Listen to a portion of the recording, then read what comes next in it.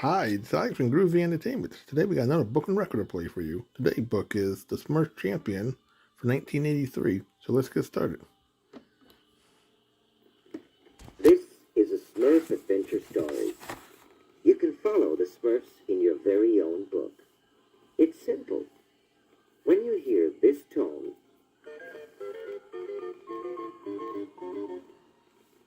it means that the Smurfs are going to the next page. Turn the page and follow them. And now, it's time to begin our adventure.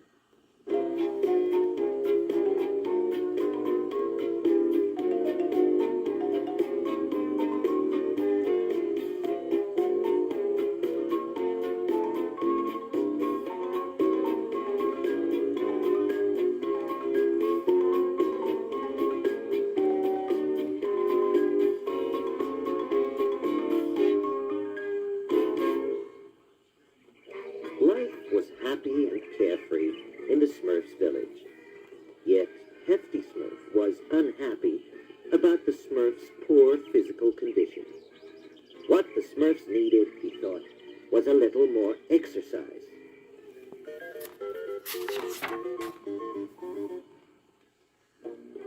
Hefty decided to organize the Smurf Olympic Games. It would be a series of sporting events with all the Smurfs participating.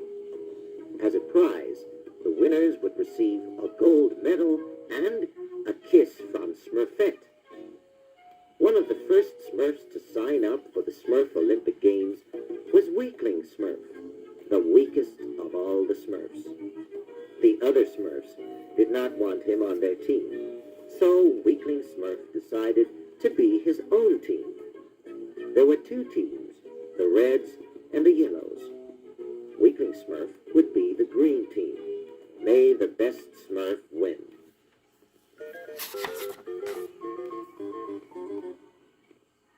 As coach, Hefty Smurf decided that all the Smurfs should exercise early the next morning. But when he came to the village square, he saw no one. He heard instead the snoring of sleeping Smurfs. Hefty dragged them out of bed and stood them in a line. As soon as he turned his back, they all left, some back to bed, some to a gigantic breakfast. Hefty Smurf dragged them away from the table and announced that the next day they would have nothing to eat but carrot juice, one slice of toast, and an apple. The Smurfs were not too pleased with such a meager diet, but since Hefty was the strongest of them all, they were afraid not to go along. The only Smurf who was ready and willing to exercise was Weakling Smurf.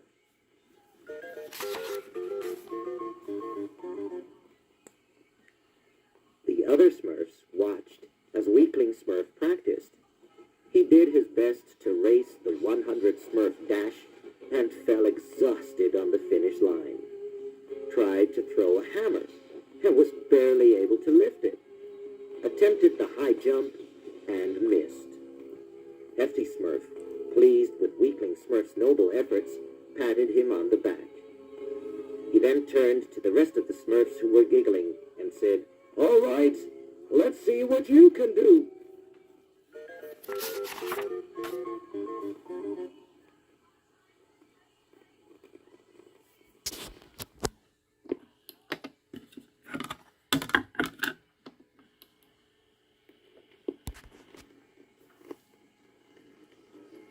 They did all sorts of foolish things with the barbells, weights, pole vaults, and other sporting equipment.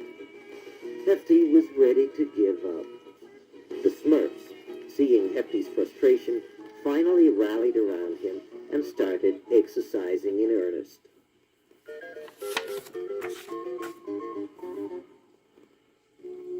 Even though Weakling Smurf had been exercising a lot, he still didn't feel very confident. He went to see Papa Smurf. "Papa Smurf, I give up. I will never win. I'm too weak." Papa Smurf took Weakling Smurf to his laboratory and gave him a jar. "Before every event, just put a dab of this on the tip of your nose. Then do your best to really win. Confident, Weakling Smurf went home to rest. The Smurf Olympic Games were to begin the next day. That night, every Smurf dreamed of victory, except Grouchy Smurf, who said, "I hate dreams." The next day, all the Smurfs watched as the Smurf Olympic torch was brought to the Smurf Stadium.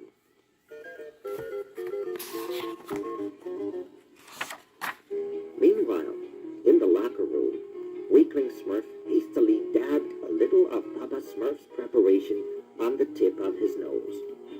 He then joined the parade of athletes from the other teams, the Reds and the Yellows. The first event was the relay race, and since the Reds and Yellows were so intent on beating each other, they forgot about Weakling Smurf, who won easily.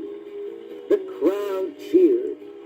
With the dab of Papa Smurf's preparation on the tip of his nose, Weakling Smurf was able to win javelin throwing, swimming, gymnastics, and pole vaulting.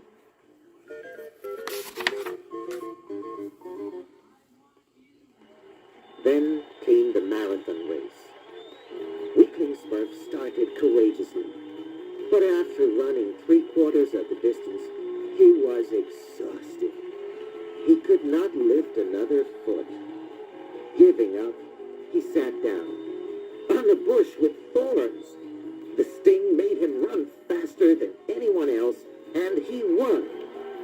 Weakling Smurf was the undisputed champion of the Smurfs. But as he was carried to the victory stand in triumph, he said, "No, I cannot accept the award. I cheated."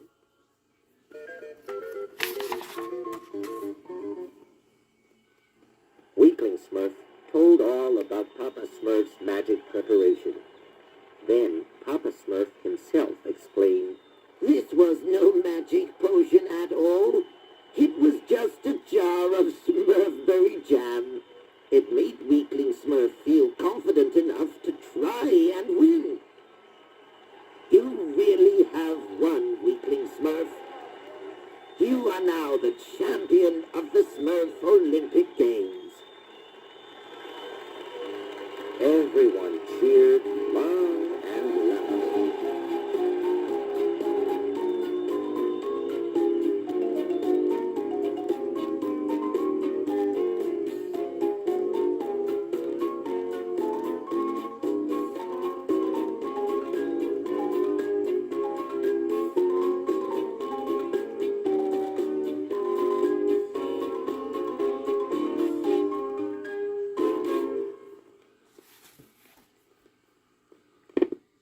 So that was the Smurf champion for 1983. So if you like, subscribe, share, and comment, and have a groovy day. We'll have another video coming out real soon.